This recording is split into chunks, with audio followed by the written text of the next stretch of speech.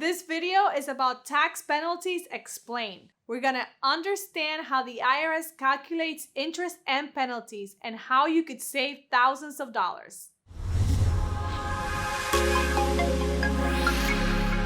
Let's go into how the IRS calculates interest, penalties, and unpaid taxes. I'll give you an example to make it easy to understand. But first, let me give you the facts. If your taxes are due on April 15, but you don't pay it in full on that day, interest will start accumulating from that date. And you may ask yourself, what are the interest rate? And do they accumulate daily?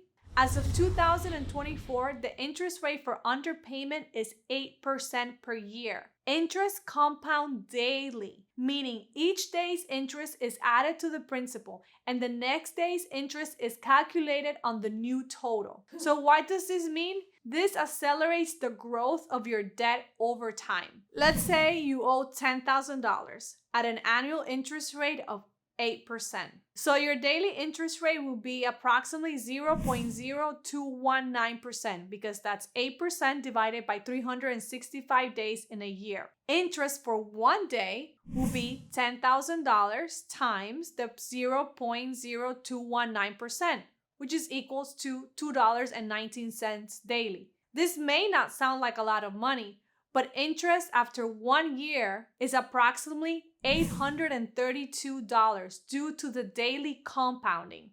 What can you do? You should pay as much as you can as soon as you can. Even partial payment reduces the principal, lowering the amount of interest accruing daily.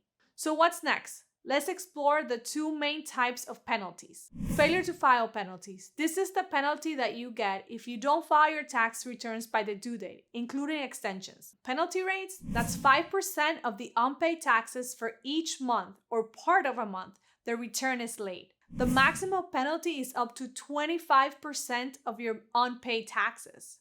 If your return is over 60 days late, the minimum payment is $435 or 100% of the taxes owed, whichever is less.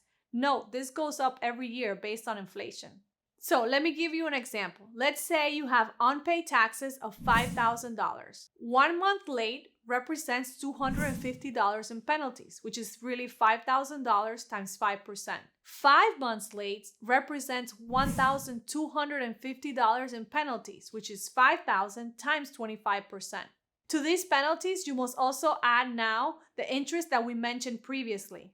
Penalties for not paying. If you don't pay the taxes you owe by the due date, even if you file your return on time, there's an interest rate of 0.5% of the unpaid taxes for each month or part of the month that the payment is late. The penalty can go up to 25% of the total unpaid taxes.